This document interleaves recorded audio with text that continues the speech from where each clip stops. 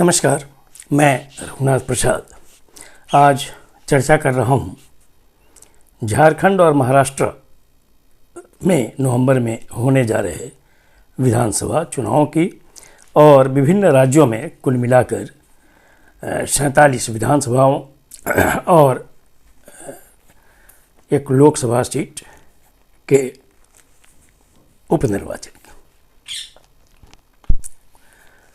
जैसा कि हम सभी जानते हैं कि एक कार्यक्रम में आगरा में माननीय मुख्यमंत्री उत्तर प्रदेश श्री योगी आदित्यनाथ जी ने कहा कि कटेंगे बटेंगे तो कटेंगे। ये बहुत ही खराब स्लोगन कहना चाहिए, क्योंकि हमारा संविधान इस बात की इजाज़त नहीं देता कि किसी भी तरह से धार्मिक भेदभाव की भावना को बढ़ाया जाए। उन्होंने ये कहा था बांग्लादेश में जो उथल पुथल हुआ 5 अगस्त 2024 को, और उसके बाद बांग्लादेश के हिंदुओं को लेकर इन्होंने इंगित किया। सच्चाई यह है कि 2024 के लोकसभा चुनाव में जो झटका लगा भारतीय जनता पार्टी को, तो अब धीरे धीरे, और उत्तर प्रदेश में खासकर बहुत बड़ा झटका लगा कि उनकी सीटें काफ़ी घट गईं लोकसभा में। इसीलिए उत्तर प्रदेश के माननीय मुख्यमंत्री जी चाहते हैं कि किसी न किसी तरह से फिर हिंदुत्व की ओर चुनाव को मोड़ा जाए, ताकि जो SC, ST, MBC और BC वर्ग हैं पूरे देश का, वो हिंदू के नाम पर एकजुट हो। बहुत कुछ नहीं कहना इस पर कि हिंदू धर्म बिना जाति के हो ही नहीं सकती, और आज भी हजार वर्षों के बाद भी समाज में ये खाई है, कोई कहे या नहीं कहे। अब तो बहुत दुखद बात सामने आई कि राष्ट्रीय स्वयं सेवक संघ की ओर से श्री दत्तात्रेय होसबले जी ने श्री योगी जी की भाषा को दोहरा दिया। मुंबई में जगह जगह काफ़ी पोस्टर टंगे हुए हैं। क्या भारत निर्वाचन आयोग को इस ओर नहीं ध्यान देना चाहिए कि जाति, धर्म, नस्ल, लिंग वगैरह के आधार पे आप भेदभाव नहीं कर सकते चुनाव के समय?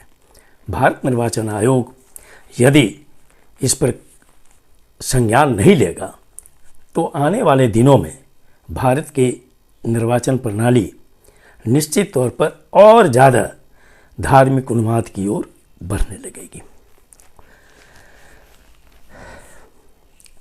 भारतीय जनता पार्टी चाहती है कि हिंदू मुस्लिम के आधार पर जब बंटवारा होगा तो उनको फ़ायदा होगा, जबकि कांग्रेस पार्टी सहित अन्य जो विपक्षी पार्टियां हैं वो चाहती हैं कि नहीं, चूँकि उनका मोटो है कि कास्ट सेंसस हो सभी जातियों का, ताकि ये पता चले कि सोशियो इकोनॉमिक और एजुकेशनल स्थिति, रिप्रेजेंटेशन की स्थिति क्या है सभी जातियों की, ताकि जो लोग ज़्यादा मलाई खा रहे हैं उनसे मलाई खींचने की व्यवस्था आज न कल सरकार को करनी पड़ेगी, और सरकार इसी बात को छुपाना चाह रही है।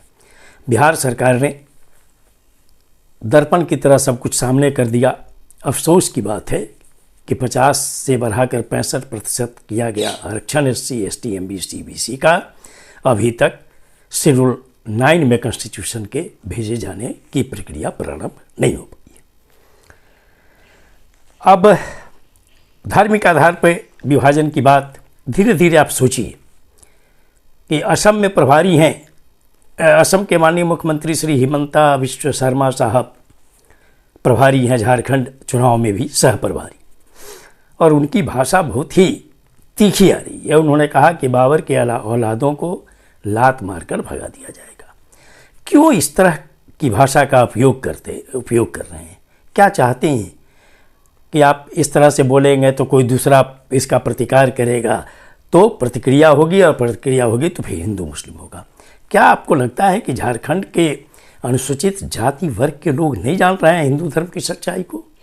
क्या आप ये नहीं जान रहे कि झारखंड में अनुसूचित जाति या अत्यंत पिछड़ा वर्ग और पिछड़ा वर्ग नहीं समझता है आपके इस विभाजनकारी भाषा को? बिहार में जहाँ सरकार है जदयू और भाजपा की और समाजवादी तथा धर्मनिरपेक्ष व्यक्तित्व के व्यक्ति श्री नीतीश कुमार जी मुख्यमंत्री हैं, लेकिन इनके मुख्यमंत्री रहते हुए भी केंद्रीय मंत्री जो हमेशा से धार्मिक विभाजन की बात करते रहे हैं श्री गिरिराज सिंह जी, इन्होंने स्वाभिमान यात्रा निकाल दी हिंदुओं की 18/10 से लेकर 22/10 तक, और उसमें अररिया के सांसद श्री प्रदीप सिंह ने कह दिया कि हिंदू होकर ही रहना पड़ेगा। और श्री गिरिराज सिंह ने तो यहाँ तक कह दिया है कि अगर कोई मुस्लिम एक थप्पड़ मारे तो उसको 100 थप्पड़ मारना है। आप लोगों ने संविधान का मजाक उड़ाना शुरू कर दिया है। संविधान आपको इस बात की इजाज़त देता है? जिस संविधान की कसम खाते हैं आप एमपी होने के बाद, एमएलए होने के बाद, एमएलसी होने के बाद, मिनिस्टर होने के बाद, आप उसी संविधान के साथ खिलवाड़ कर रहे हैं और आप ये समझते हैं कि आपकी इतने विभाजनकारी बातों को सुनकर धार्मिक उन्माद में SC, ST, MBC, BC बह जाए ताकि आपका जो अंदर से आपकी जो इच्छा है वो पूरी हो जाए।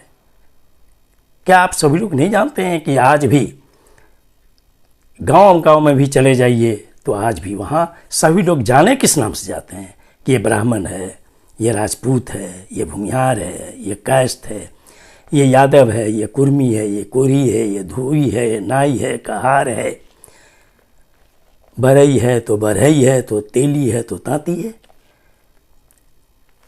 हिंदू धर्म के किसी भी व्यक्ति में यह साहस कि ये कह सकें कि जिस भी धार्मिक पुस्तकों में वर्ण व्यवस्था है, जाति व्यवस्था है, इसको हटाया जाए और सभी लोग एक जाति मानकर मानव जाति के रूप में, हिंदू जाति के रूप में सभी लोग आ जाएं, ताकि धीरे धीरे ऐसी स्थिति हो कि जातिगत भावना खत्म हो। ये अब स्थिति नहीं है। तो झूठ मूठ का ये खड़ा करना विभाजन, ये अच्छी बात नहीं है।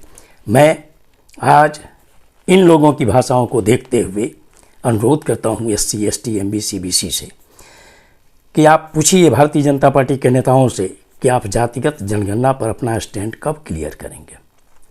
उनसे यह पूछिए कि जब EWS के 10% आरक्षण से 50% कैप जो SC, ST, OBC रिजर्वेशन पर है वो कैसे नहीं टूटा, और अगर ऑनरेबल सुप्रीम कोर्ट ने इसको 3-2 के बहुमत से सही साबित किया तो इसके लिए आवश्यक बदलाव कानून में क्या बीजेपी सरकार जो NDA की सरकार है वो करने का वचन देती है कि इसमें कानून में संशोधन किया जाएगा ताकि, और इसको संविधान की 9वीं अनुसूची में दिया जाएगा ताकि ये जुडिशियल रिव्यू से बाहर हो जाए। इन नेताओं से यह पूछिए कि बिहार में जो 65% आरक्षण को रोक दिया गया, हाई कोर्ट और सुप्रीम कोर्ट ने भी हस्तक्षेप से इनकार किया, इसको शेड्यूल 9 में कॉन्स्टिट्यूशन में लाने के लिए भारत सरकार क्या सोचती है।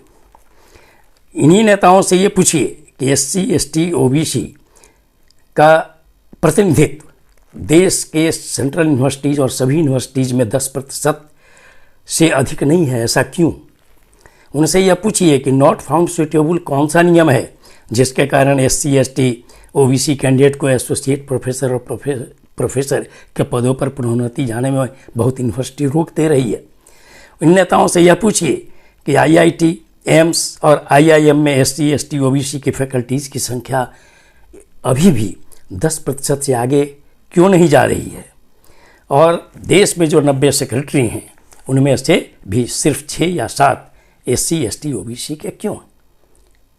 बस इसका जवाब चाहिए और तब कहिए कि हम हिंदू कैसे हैं यदि आप हमारा प्रतिनिधित्व ही कहीं नहीं है उचित। और भारतीय जनता पार्टी के नेताओं से अनुरोध है कि संविधान का आदर कीजिए और देश की एकता अखंडता के लिए, धर्मनिरपेक्षता के बचाने के लिए काम कीजिए। ये वीडियो आपको अच्छा लगा हो तो निश्चित तौर पर लाइक करें, शेयर करें। अब तक मेरे चैनल को आपने सब्सक्राइब नहीं किया, सब्सक्राइब करें, बेल आइकन को टच करें ताकि मेरे हर आने वाली वीडियो का नोटिफिकेशन आपको तुरंत मिल जाए। आप सभी लोगों के लिए शुभकामनाएं। धन्यवाद। जय